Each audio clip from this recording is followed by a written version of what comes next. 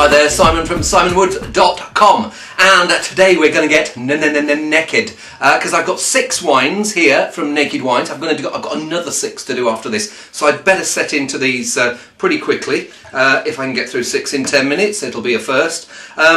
So the idea of all these 6, if they've got a common theme, the grapes are all from southwest France, so Bordeaux grape varieties, Cabernet Sauvignon, Cabernet Franc, Merlot, and I think there's a little bit of Cabernet and Malbec in there too.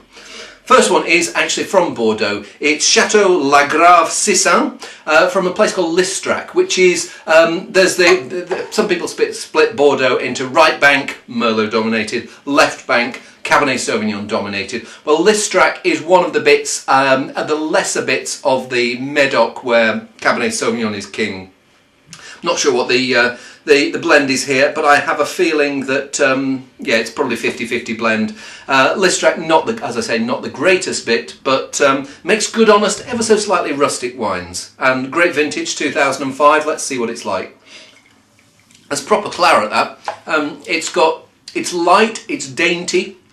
It's got these slightly, almost like gravel. I don't know whether there's some gravel soil here, but there's almost like a gravelly edge to the tannins there, and this tobacco, blackcurrant, yeah, a slightly cedary edge there, but then the finish is refreshing and makes you want to come back for more. So I'm going to have another sip.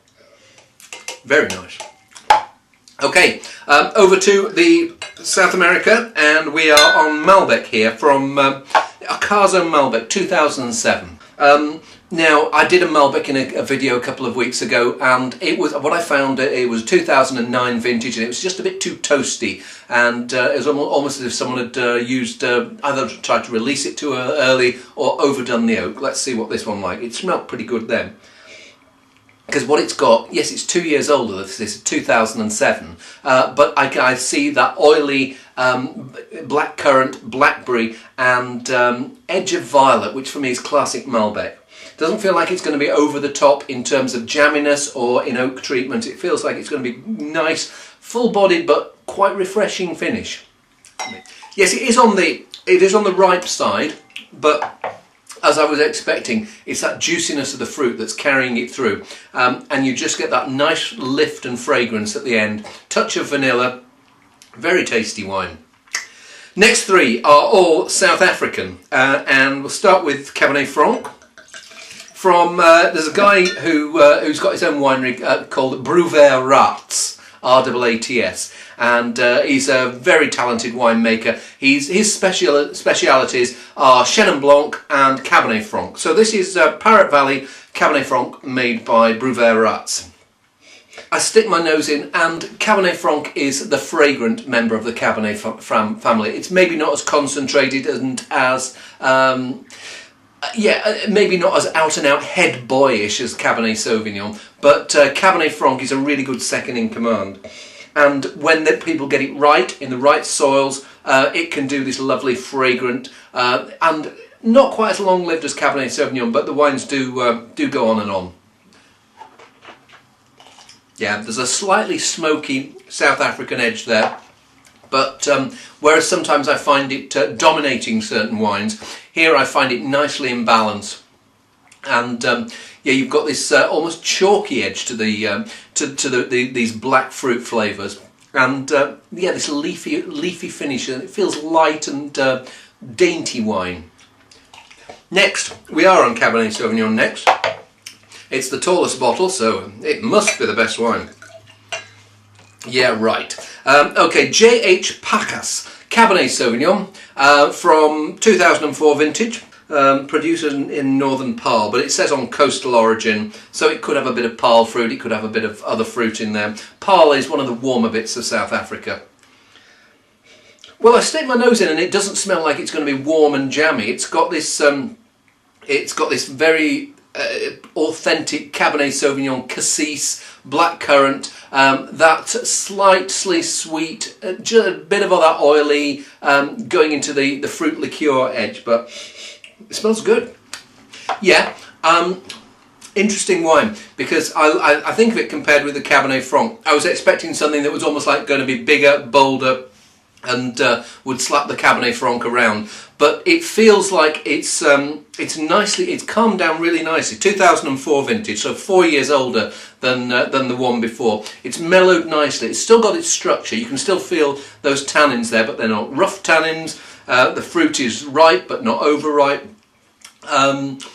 I think if I have any issue with it, I would almost have liked the winemaker to maybe put a little bit of Cabernet Franc in there, just to add more flavours there, just add a little bit more complexity as it ages. But as it is, it's pretty nice wine. Well, talking of blends, the next one is a blend from Elgin. And Elgin, if you know your South African geography, it's one of the most southerly bits, so you can almost see the sea. There's like a ridge, and if you're on the top of the ridge, that you can almost feel like you can spit in the sea there. Elgin, you might have seen the name if you have Cape apples. Often they'll be coming from this area. So it's a pretty big orchard territory. They've started growing grapes there a lot in the last 10 years really, and there's some terrific Sauvignon in there. But there's also some pretty nice red wines. Interesting thing about this is this has got the highest alcohol of these three South African reds, so 14%, and it's about 50-50 Merlot and Cabernet Sauvignon. Two things I smell. One of them is a slightly toasty edge from a barrel, vintage here 2006, so it doesn't feel like it's dominating the wine. It feels like it's it's there, but it's not overbearing, and it feels like it's going to mellow a bit. It doesn't feel like it's a desperately over-aged wine. It feels like it's still got a bit of development to do. The other thing I notice is I think in that slightly toasty barrel, They've probably done a little bit of lees stirring, and they've got a slightly meaty, mealy oatmeal character coming through, and almost like that you're getting some burgundies. It's a white burgundies, and I'd be very interested. I'm doing these wines later tonight with some people from a local wine club, and I've got a feeling that will show even better than it does at the moment. It smells good. It smells interesting. Yeah, I like that. Yeah, it's got this meatiness to it. It's almost, if someone had said almost like that was Cabernet Sauvignon made in the Southern Rhone, there's that bit of slightly herby, feral meatiness going on there. Almost as if someone's maybe put some Mourvèdre in there. But then these plummy edges of and the blackberry and blackcurrant of ripe Cabernet Sauvignon kick in. Final wine. We are in Chile, Central Valley in Chile, with Cabernet Sauvignon Carmenere. Under the Kimbio label. I'm afraid I look at Kimbio and I go, Kimbio, Milordi, Kimbio. Yeah, I think I like the idea of Cabernet Sauvignon Carmenere blends. For me, Carmenere should be seasoning to a more aristocratic grape variety rather than the main event. I know some people differ in that, and that there are some really good Carmeneres out there, but for me, its best role is adding seasoning to other grape varieties.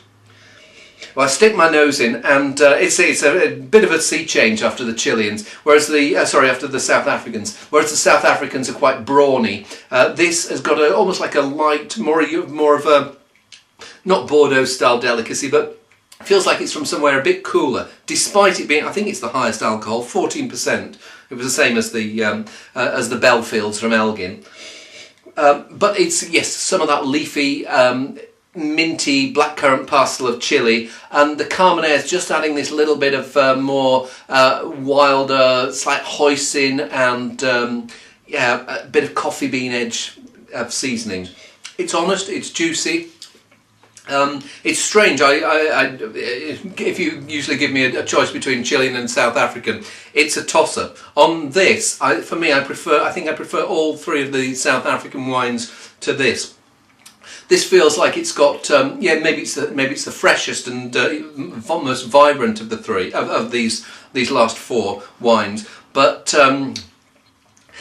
ever so slightly simple. And it may be 2008 vintage. It may be that a little bit more complexity will come as it ages, but as it is today, good rather than great.